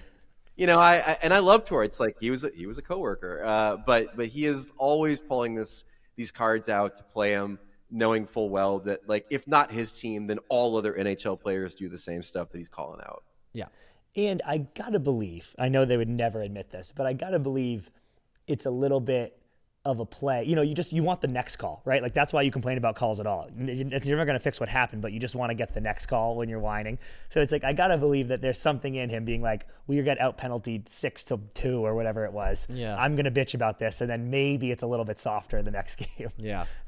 It is. Oh man, it's an interesting thing because we've all done it, but I think there's a difference with the diving that we're seeing in the NHL right now than there is in European football, for example. It's like if you get the slightest bit of contact, you can't be flopping around on the ice. That would be insane. But when you get around a guy with puck control and his stick gets in your legs, I'm not really mad at, if it's tripping you up a little bit and you're like, yeah, I'm just going to go down and get us on a power play. Yeah. Stick shouldn't have been there, dude. Stick shouldn't have been there. Yeah. I'm not really mad at that. But it is one of those conundrums, right, where you're watching and you're a fan of a team and that happens against you. You're like, fucking get up, bitch. Yeah. It's like, it happens. Bedard just said it to Patrick Kane. But ultimately, Bedard's stick was under Patrick Kane's skate and he tripped him. So it's like, what are you going to do? It does not matter to me. I know that we all want to have integrity in the game and, this, that, and the other thing. But I respect it as a tactic. I respect the players that can draw penalties on the reg. I respect players, Ovi being one of them, that do a masterful job of whoa, and you get high stick. Like, it's a real talent, in my opinion, to be able to pull off that stuff and do it in a way where you're not the risky run is not getting fined by the league. The risky run is being the boy who cried wolf, and and never getting a call. And so to be able to do that with regularity and draw calls and not be someone who all of a sudden all the refs are like sending a memo to each other, or Colin Campbell sending a memo to them saying, don't do that one, he's a diver, or whatever they do. That if you can get away with it, more power to you, because I think it's a skill like any skill in the National Hockey League. It absolutely is. It's a competitive edge too. Agreed. Like I don't think you say the integrity thing. I'm totally with you. I don't think it has anything to fucking do with integrity. I think it's wanting to win. Yeah. So like, same. give it that shout every single time. Yeah. If I was a pro player, I would fucking tumble like Simone Biles at every chance I got, and draw calls for my team. What are we kidding? You kidding me? Get the boys some PP minutes, dude. You draw a penalty that shows up on the game tape at practice, dude. Like, I fucking need that for my stat sheet. It's dude. Great. I would spend more time on the ice on my back. I would be like my toddler during playtime. I would just constantly just be on my back, waving my arms and legs around, hoping to get a call. Dude, early Bombay would have loved you in Mighty Ducks. Yeah. Early Bombay. Yeah. Take the fall. It's early Bombay. Yeah. All right. Before we get into the beer league hotline, I do, just because I know listeners are going to want it, can we just have a quick round of stick taps for Tom Wilson? Yeah. That was gorgeous. Like, I think that is our early vote for hockey guy of the season. Yeah. Puck off the cheek. Oh, without question. Ends up looking like Will Smith in Hitch. Comes out, 2 goals, gets the Caps the win. Like, that is the stuff that you wish for when you're watching hockey. And I did want to say, have we seen a guy? I feel like Marchand comes up. The turn that Tom Wilson has taken from when he was I'm going another Mighty Ducks reference here, but full Dean Portman with his jersey off in the penalty box, taunting fans, taunting everybody. He was the number one guy. I feel like after Marchand, that everyone was like, I fucking hate this guy, unless you're a Caps fan. Yeah. And now I feel strongly he's taken to the turn where every fan is starting to be like, oh, Tom Wilson's the man. Like, I would kill for him on my team. It's amazing. I mean, I'm based in the East, so Yeah. I think that there's a certain amount of like feelings that Islanders fans and Rangers fans and Penguins fans have about Tom Wilson that doesn't square with that notion. Yeah. That being said, I do think, much like with Marchand, the farther away you get from the height of illegality, the more beloved the player becomes. I think we saw this with Kadri too. Like the farther away you get from like the most heinous acts in a guy's history, the more focus can be spent on what he actually brings to the lineup. And I think a Ranger fan looking at Tom Wilson would be like, no, thank you. I don't believe this. A Pens fan too, for sure. But I think everybody else, I think there's a lot of people around the league that do see the value, and even in something as simple as the talent to hang on the top line for the Capitals, which I think is something that was always an underrated part of his game. And when you would talk to people in the league about like, don't you think this guy's a human piece of garbage for how many times he's been suspended? They'll be like, no, he's an actual hockey player. Like he can hang with elite talent and produce at a reasonable level for the Capitals. He's not just like, a cheap shot artist. Yeah, that's my thing, man. It's like I look at him like, Marchand has obviously entered his amazing twilight years of he's just like a skill player, great vet in the league, but he's a statesman now. God, and he's really leaned into the Mr. TNT thing. Like he's funny now. I think he's winning people over. But I look at Tom Wilson a lot like Sam Bennett, where I'm like, yeah, he might be a pain in the ass to play against, but I would put him on my team 10 times out of 10. Like you said, he's a real hockey player. That to be able to put up 60 plus points, keep up on a line with guys like Ovi and Dylan Strome, and then also lay the hardest check in the game. Those guys, they're few and far between. Right? We don't really have a lot of them. So plus, I think the existence of Matt Rempe has cost the Ranger fans the high ground. In the Tom Wilson Very true. I don't think they that have the high ground anymore. Yeah, the New York Rangers literally hired a club bouncer and put him on skates. So there's no morality anymore. All right, do you guys want to jump into a beer league hotline? Yeah, absolutely. Let's do it. I do the scorekeeping at our rink. The other night, I was doing the C League games. The second of 3 games that night ends in a tie, so we go to a best-of-3 shootout. But since it's the C League, nobody is that skilled. 10 rounds go by and nobody has scored. Me and the refs are looking at each other like, should we just call it? At round 23, one team scores. I'm positive it's over. Sure enough, the other team ties it. It ends up going 31 rounds before someone finally wins it. The next game started 30 minutes late. Should we have called it a tie? Should the league have a max number of rounds for the shootout? Wow. That is 31 rounds of C League kids missing breakaways. Unheard of, dude. Oh my God. I think my knee jerk is you can't end in a tie, but yeah, I think after like 15 rounds, something has to be done. Like my knee jerk is you start going on 2-0. Okay. Yeah. Yes. Maybe let's have a good solution. I was trying to figure out what the solution could be. Like, do you go without goalies and just shoot from the red line? Like, what is the mechanism that you could use to try to affect the end of a game artificially? And you're right. Like 2-on-0s would I mean, again, the root problem is a lack of skill. So maybe a 2-on-0 may not ultimately be the solution, but maybe it could be. But the answer is no. You do not cap the number of rounds in the shootout. I am a big fan of when your tank is on E, before the days of like seeing the exact amount of gas you have left. It was one of those deals where you just had to kind of guesstimate where the needle is. Yeah. And there's nothing more exhilarating than pushing that thing to the limit. Let's just see how absurd we could make it and how far we could drive before this thing just sputters to a halt. I feel the same way about shootouts. Let's see how long we could possibly go with this painful absurdity until we actually find a way to finish this thing. I would never want to cap it. And also, if you're the team that's going to go out after them, you got to imagine you're sitting in the stands watching the game, and when it's going beyond 20 rounds, at this point, you're not mad anymore, and you're just going, this is fucking unbelievable. Dude, I will add that this is beer league, my friends. So this isn't a 20-person roster. They were probably lucky to have 10 guys show up. Oh, people are shooting which means they've shot 3 times. Like, these kids are on their 3rd breakaway move, and still nothing. So, like, it's really diminishing. It's getting worse and worse. I do feel. I will say though that if I had the late game and it's like round 30 of a shootout in the game before mine, I might look to take out a trank dart at some point. and just try to hit the goalie Wish at an opportune time. I might leave. Like I might go back into the locker room and take my shit off and wait, go home. Like, I have if the- it got to 30 minutes I have late, the I might solution. bounce. I have the might solution. bounce. You start waving in the late game kids to shoot. Well, are You they go- C League too? Because Yeah, if they're yeah, C but they're League fresh. too, They're fresh. I don't know if They're that fresh. makes a difference. They're fresh. I go, you come out. Fine. You want to play? You come out. Somebody score for us. Let them shoot. Now they're involved. Yeah. I think you do need to start implementing variables like a 2-on-0. Yeah. Maybe you pull the goalie out and it's players in the net. It's just Yeah. you know. Oh, good one. Players and Yeah. goal. We're going There to you get go. more goals that way, but I think we're going to put the line at 15. If you go to 15 rounds and nothing's happening, you've got to start implementing some new situations. You do something cool. Yeah. Throw in the shooter tutor, like whatever you want to try to like affect change. I agree. Yeah. Absolutely. That's great. Phenomenal. Great. Let's do power ranking, Wish. All right, we're going to do just the last thing we'll do, and then we'll let you get out of here.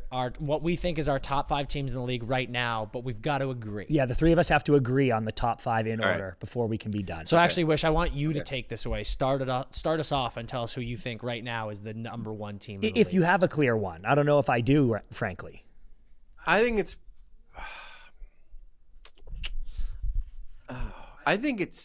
I think it's Minnesota. I wanted them last week, and Dan's gone the Caps, though, who are also nasty right now. They are nasty. They are nasty. And I think my thing last week, Wish, was the fact that they maintained their nastiness without Ovi is so impressive to me on a number of levels. And I would have put the Wild this week at 1 if they didn't just get whacked by the Kings. Yeah, the Kings are on That the was a I mean, big that's a win. fair point. It's a bit of recency bias, but it is a fair point. It I is. mean, the Caps are. I think we're like 6-2-1 without Ovi. I Yeah, wanna say, dude, I which think is that's right. I think that's right. insane. I I mean, when will- you consider a guy who had 15 goals in 18 games gets taken out of the lineup, and then it becomes like the living embodiment of Ewing theory, where the team gets better Dude, when he's not there. Chris said that literally today. said I was Ewing like, it's theory Ewing last theory, week. dude. Like he was like they are going full Patrick Ewing right now. It's unbelievable. Oh, dude, it's so No, funny. but here's I the know. thing. If you want to put the Caps first, I've got no beef with it. I mean, they've been great. I've seen them a few times recently, and you know, it's not domination, I know. but Yeah. you look up at the scoreboard and you're like, oh wow, maybe it is domination. Like they've played that well, getting good goaltending. You know, shout out Logan Thompson, snubbed by the Canadians for inexplicable reasons. Seriously. And, Inexplicable. yeah, I mean, like you said, without the what they've done without Ovi probably means they're 1, and then you can bump the Wild down to 2. In an effort to keep things fresh, though, if you want Wild, I 1 do. as I want well, Wild. I'm down to go Wild 1, Caps 2, because I agree. Without that Kings loss, I do think they were the team this past week that did catch my attention the most. Like they were winning games in a very dominant fashion, and Kirill has been he keeps elevating to the point where people are watching games. Our buddy Bobby went down to the Ducks game a few days ago, and he was like, "This guy is so much better than everyone on the ice. It's unbelievable." It's like, I know. So I'm fine to go. I'll go Wild 1, Caps 2 for you guys. But now I'm disagreeing with ourselves because That's like, called reverse psychology, Wish, and I checked got the you goal- right where I want you. Caps 1. Here we go. Goal differential for the Caps versus the Wild. The Caps have let me at last check a +35 goal differential. That's insane. Wish, Dude, and they're a after wagon. last They year, need to be first. after last need year, to be remember they got in at like -40, and I was like, "What are you doing?" The turnaround in that has been incredible. They're a wagon. Okay, so we're back on Caps 1. 2 big, beautiful, bald coaches too on this team. Yeah. That's true. Wow, I fuck. just realized that too. All right. I mean, this is the greatest day of my life. Okay, Caps 1, Wild 2. Now it's actually kind of tricky for me. The 2 I like, I think Vegas is just such a consistent force. It's crazy. They're great. And then the 3 Kings wins in a row. And the Kings are on a heater too. I don't know if we have them all the way up at 3, but I like both of them a lot. I would go Vegas. Here's how I do the next 3. Okay. I do Vegas. I do Winnipeg. Still? Yeah. Okay. And I do the Devils. Oh, I knew you were going to do that, dude. They have their off nights. They just got shellacked by Colorado. I so know. don't think the Devils are the most Jekyll and Hyde team in the league. Like there are times when you watch them, and you're just like, you might as well just start etching the cup, because like they're gonna win it. And then there are times you watch them like Sunday against Colorado where you're like, oh, did they mistakenly ice their AHL affiliate? Yeah. Dude, it's actually The bus breakdown. it's actually crazy. I know. When they're on, I think that they are they might be the best team in the league when they're on and everyone's Yeah, they're buzzing. insane. I legitimately think they have a partying problem. That's the like when I watch, Yeah.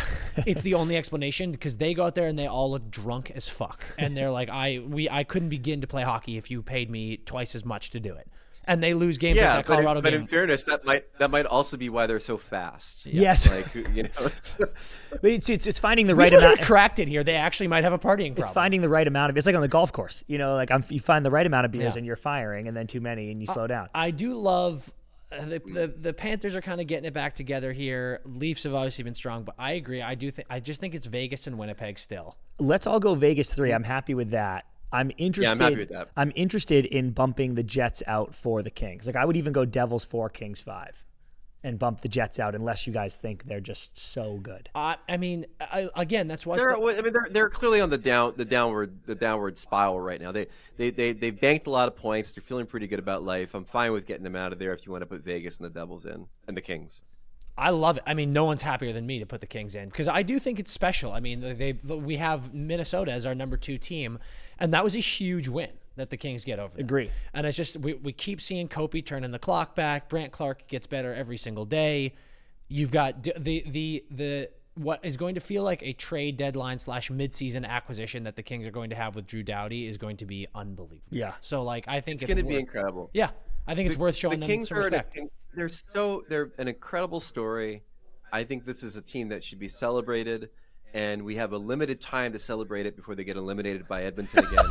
We might as well put them in the top 5 now. Oh my God, dude!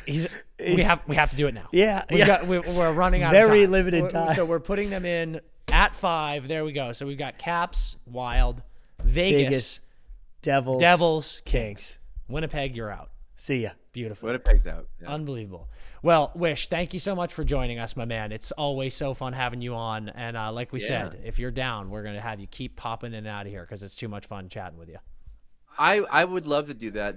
I've come to realize that there's a great misconception of my life and my career in that people think I'm extraordinarily busy because I'm constantly like online. Yeah. And all that means is that I'm constantly online. Yeah. It doesn't mean that I don't have time to hop on with my 2 beautiful empty netters boys or do like other things in life. Yeah. So anytime, and next time, hopefully in person. Yes. we'll I was just about to say that. Yes, sir. We'll find Absolutely. a cavernous hotel lobby Yeah. like we did last time. So funny. And, That is funny. and Wish have is some online fun. all the time, and it's a cry for help. He's like, Yeah. guys, I'm available. I'm bored. And everyone's like, this guy's busy as fuck. I mean, do you know how many like, you know, memes and jokes that I've spilled out about like the CEO shooter in the last like 24 hours? I mean, like it's a career in and of itself, to be honest Yes. with you. But yeah, I do. Anytime you want me to hop on and shoot the breeze, we'll have to come back and talk about Skeleton Crew when you guys finally Yes, come I know. out that with is very true.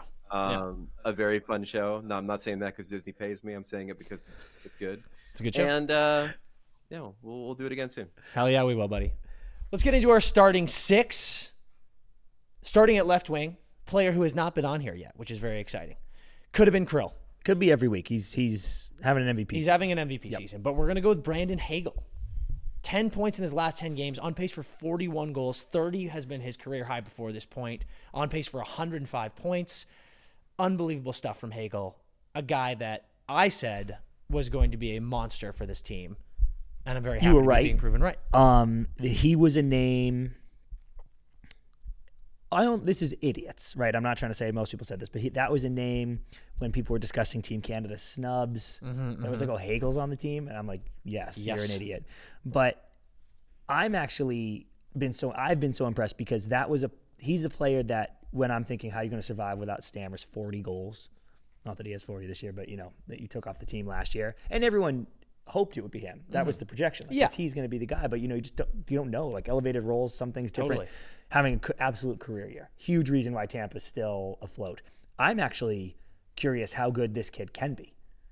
Like he's 26, like if he becomes a 100-point guy over the consistently 100-point guy over the next, Christ, you keep saying the prime getting older and older. Like do we have 9 years of Hagel being a 100-point guy now? Well, you know what I think is very interesting, dude, is we had this era of Stammer and Cooch on this team, and Cooch is obviously still unbelievable.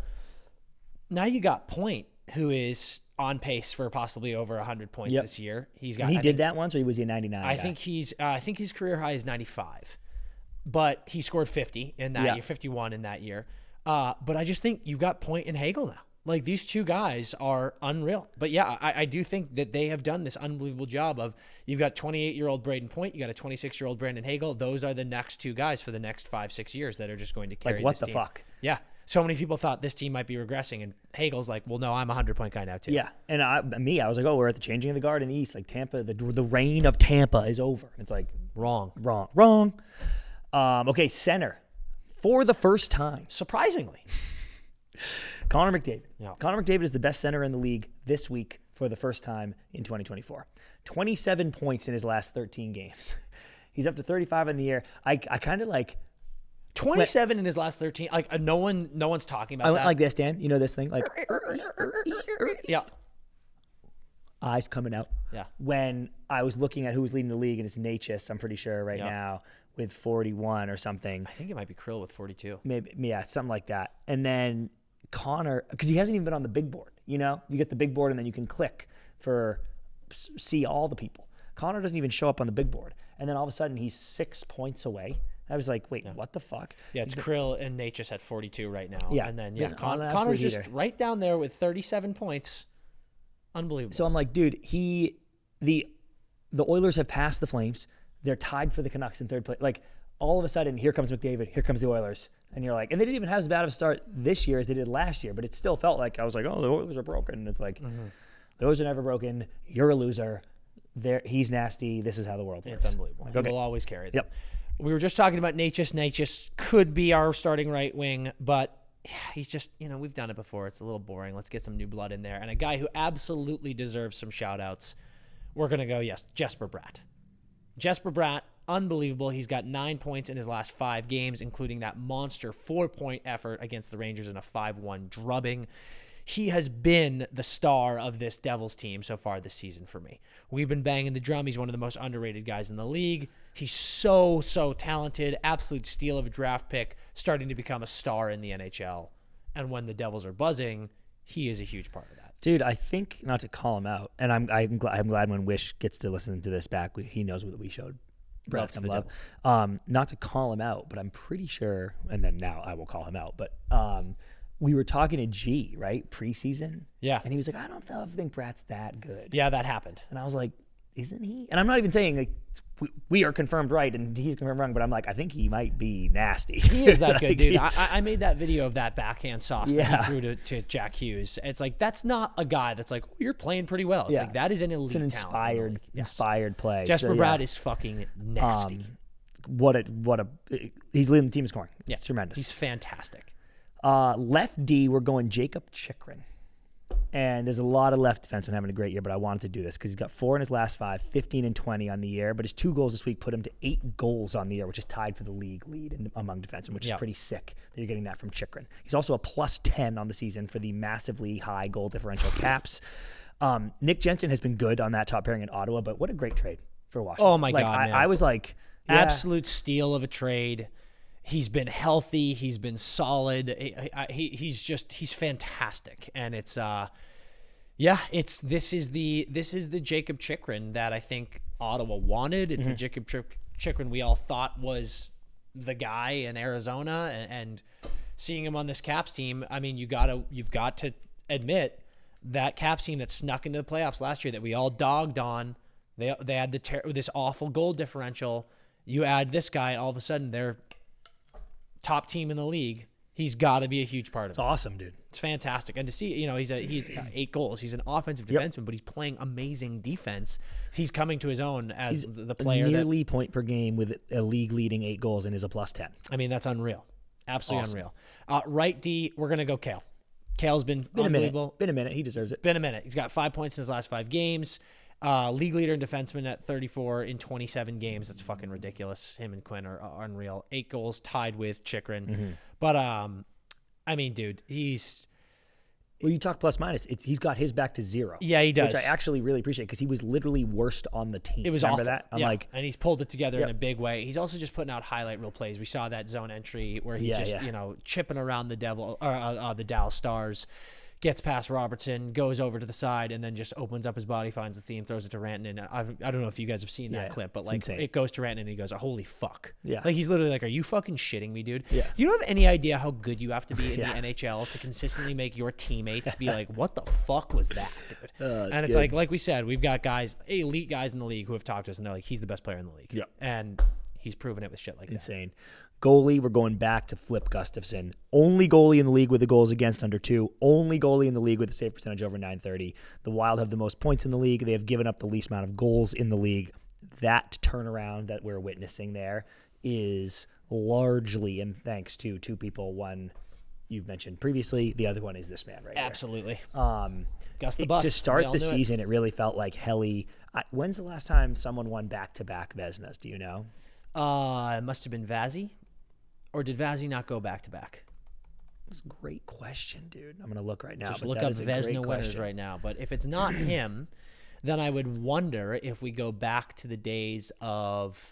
This would be an elite pull if you can get it. You could get it. Who it is? Yep. So it's not him. No. Okay, so Vazzy didn't go back to back. This is a Eastern Conference goaltender. It is. It is a Canadian team goaltender. It is not. It is not. Okay. 2 Vezinas back to back. Oh. Is it Columbus Bob? No, because I think Dan. Oh no, he does have 2 for the Blue Jackets. Yeah. But no, that was 2013 and 2017. Oh, wow. Good little gap there. Yeah.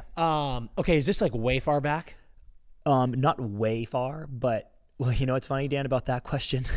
It's not way far back at all, but the fact that this person did it back to back not that long ago is going to blow your mind because you might associate this person with Being older. yeah. Is it Brodeur? Yes. Yeah. But 07 and 08. Yeah. Yeah. like, I'm wait, like, was you that like won? early 2000s? Yeah, And I'm he's like, you no. won the back to back. Yeah, what was he? 36 and 37? I think he was 54, dude.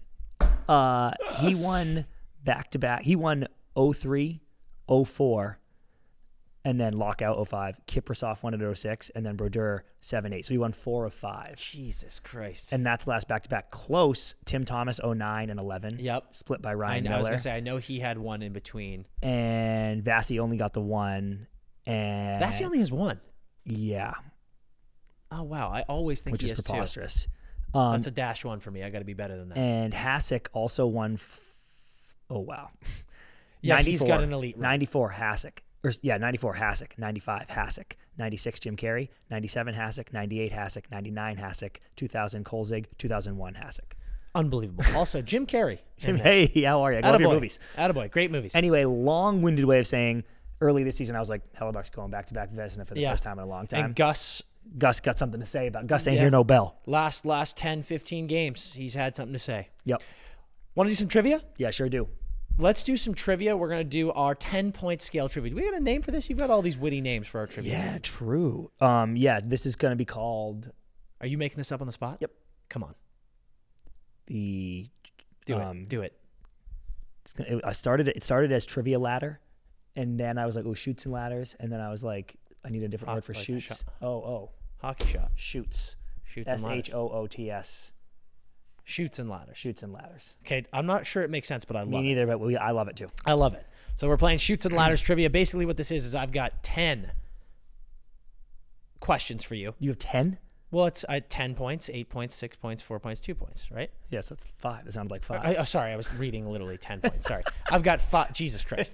I've got 5 questions for you here. 5 questions. They are all clues to the answer of this trivia. They get easier as we go down, which is why the point totals that you can win go high to low. And if I guess wrong, you get nothing. yep. So we're going to start out. The first. You got a 6-burger last time. When I you sure played. did. This is our 10-point question. The son of a football coach. Fuck. This player made his pro hockey debut at just 16 years old. What, dude? So that's like he's playing in Canada. Or I guess he could have been no. I think he has to play. Or no, he's playing overseas. He's playing overseas, playing in the Swedish league. Son of a football player. And you know what? You prick. What kind of football? Do I get to ask? I feel like that's fair. You just said football, and is it football or is it football? Well, that's not up for interpretation. I should know. You just screwed yourself. I'll say this: it's not football because, for example, like in other countries that are not Spanish speaking, it's just football still. Okay, well, still, this is bullshit. It's not American football. Okay, thank you. Son of a soccer player played pro in Sweden at age 16. Not a football coach. Oh, coach. Yeah, that's cool. Fuck. Okay. I like my base. I like Moving my to base. 8. Yeah, move to 8. Our 8-point question. In 2015, this player became the second youngest player in history to be named to an AHL All-Star game. Oh, cool stat. Yes. Very cool stat. Second youngest player ever to be named to an AHL All-Star team. Mm-hmm. 2015. Okay, so he's in the A in 2015. Presumably was like immediately called up because he was nasty. So by 2016, wow, this is sharp work by CP. This is sharp action. All of that happened. Yeah, this is sharp action, dude. So immediately, I do also want to say these are hard questions. Yeah, no, of course you're not. It should take an inspired I happen to know, right? I happen to know that about the 10 thing. And anyone yelling at this radio right now that knows, credit to you. Yeah, you're a deep fan. Okay. I had a rogue guess at 10, and I still like it. Really? But I don't know for sure, but the years lines up a little bit. Oh, interesting. Let's go to 6. We're going to 6. I really want this one should give you some juice. Really want it here, but I'm afraid I'm going to need a 4. 6-pointer. 6-point question. Along with his teammate and line mate, this player has been top 10 in points in the NHL for the last 3 seasons, including this year. He's been top 10 in points the last 3 seasons, including this year. Yes. Along with his teammate and line mate. Yeah. Okay, so that my guess is wrong. Oh, fuck. I wanted so bad that guess to be right. Dude, me too. Holy shit. Okay, so that's a hard one, actually. So top 10 in points the last 3 years with a line mate. That's fair. That's a good clue. That's a good 6. Okay. And he's been in the league 8 years.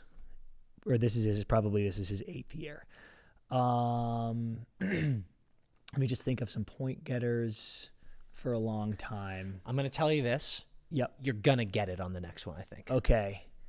I'm now wondering. Okay, I now have another guess. And here's the problem. I really want to get it here. But a 0, because we're going to track this all year. You have 6 currently, and a 0 is just such a dagger for me. It's a dagger. But I have a guess. I think I'm too proud to ever get a 0. I'm going to go to 2 every time if I have to. Yeah. God, but I just think... I threw myself. So can I tell you who I thought it was? Yeah, no, please. I just don't want to wreck it because in the case I'm completely wrong. Yeah, because maybe it is that person. I'll tell you after. I think I know it, but I do need points. Do you want to write it down? It's the first quarter of the big game. Do you want to write it down? Yeah. Write it down. It's the first quarter of the big game. Don't need a Hail Mary. You don't need to throw up here. a Hail Mary on the first play. Count Chocula. Yeah. Take me to the 4 and let me have this right. 4-point question. After only 9 NHL seasons, this player is already 7th on the all-time Finnish player point list. Jesus, I didn't have it right. Say that again. After just 9 seasons in the NHL, this player is already 7th on the all-time Finnish player point list. Okay. Implying that this is just his 9th season in the league. Yeah, which I think I was on. So we have second youngest AHL. All-star. Soccer coach dad. Played pro at 16. Top point scorer. Top 10 in points last 3 years, including this year. With his line mate. Yep. 9th highest Finn. What was that last one? 7th highest Finn in NHL points after just 9 years in the league. Okay. Line I'm mate. borderline not going to let you go to 2 here. Like, you got to get this. Okay. Think about just the last clue alone, I think. That's the one that's going to get you there. 9, yeah, 7th highest Finn. This is Homer all over again. People in their cars right now Dude, are I got a bunch of screaming at texts you. from my buddies on Yeah. that. Okay, I have. It's got to be one of 2 people. Actually, no, the line mate. I don't know who it would be on my other guess. Okay, You got it. my guess. Who did you write down? Okay, so I now know I wasn't right, so I will tell you. Yeah. I thought it was Flip Forsberg at first. Okay. Because I know his dad loves soccer, and I Great was like, oh, he guess. could have easily coached soccer, Yep. and that sounds about right. European player. And I know he played pro at 16 in Yep. Sweden, so I was like, 100%. And then 2015 sounded about right, so I was like, so after first 2, I was on Flip. After 3, I was on Draisaitl because Also a good guess. he's from Germany. I was like, his Teammate. dad could coach soccer, and Absolutely. they definitely had a ton of points. Now, similar to some people thinking McDavid, I'm thinking as a line mate. I'm thinking Nate Dogg as a line mate. My official guess is the Moose is loose. Your 2-point clue would have been this Colorado Avalanche player has earned the nickname Moose due to his large Come strength on. and size. Dude, the reason Mikko Rantanen, 4 points on the board for CP. Come on, baby. The reason I almost hesitated, because I was like, Sebastian Aho probably has a shitload of points, but I just couldn't think of the line Aho mate. is 9. See, I Yeah. was like, Good job. I was like, it's one of those 2. Good job. Great job, Dan. Hey, that's a great job. That's 4 points on the board for you. You're just 2 points behind me. Yeah. Unbelievable stuff. All right. Great episode. That is it for us today at the Empty Netters podcast. We've got some fun interviews coming for you on Monday. We'll be doing some fun stuff as always. And until we see you next time. Skate hard.